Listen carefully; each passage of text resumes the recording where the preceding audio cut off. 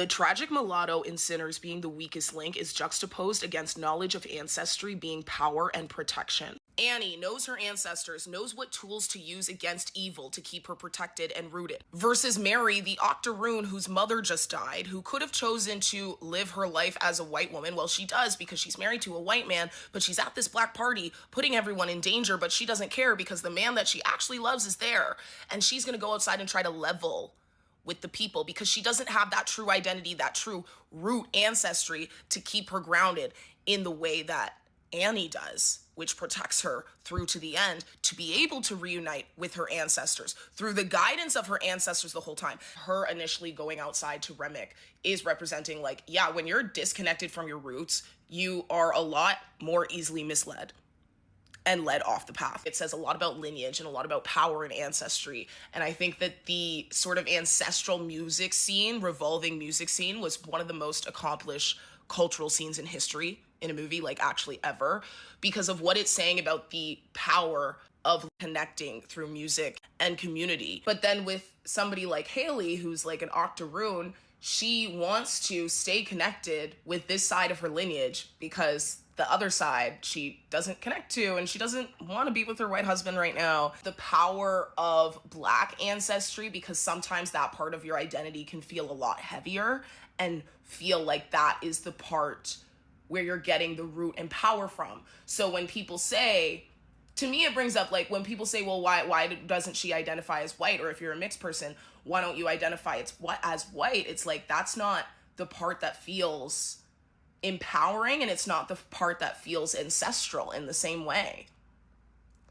I don't know, that's a tangent. But it's interesting because she seems to really, she could just live her life as a white woman, but she doesn't want to because she is called back to this energy and this part of her lineage.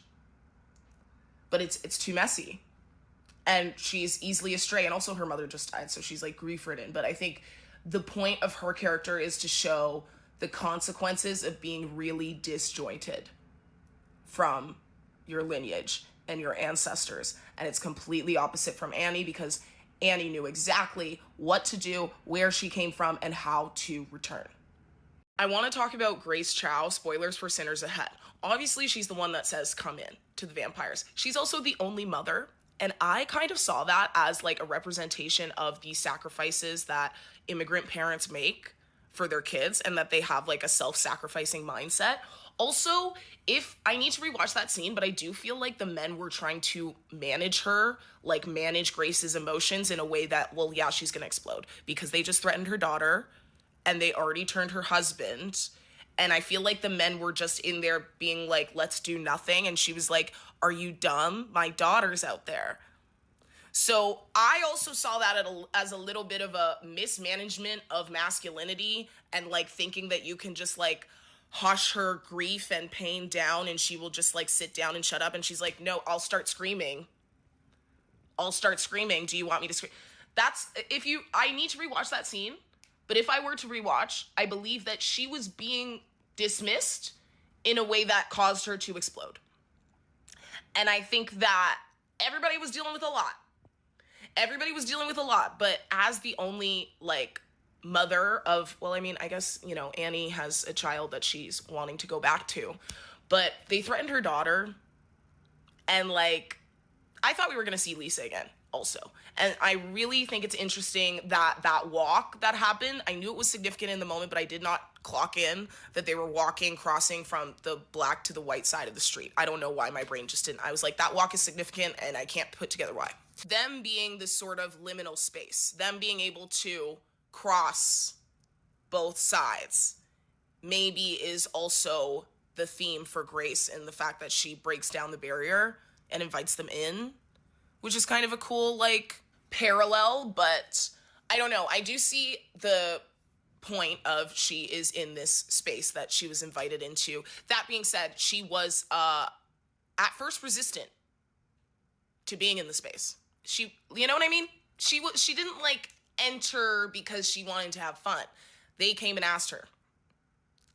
And so I do see, because I liked her character from the beginning, I do see her role as more of a, like, I'm not gonna let these men, most of the time she seems a little bit like, I'm not gonna let these men tell me exactly what to do, I think, for myself. Ism in her that, Annie also has, Mary also has. All the women in this actually do have that. But I think when the men were telling her, I don't remember what they were telling her, but I feel like she was freaking out and they were not listening at all. And somebody should have like engaged with her reality a little bit,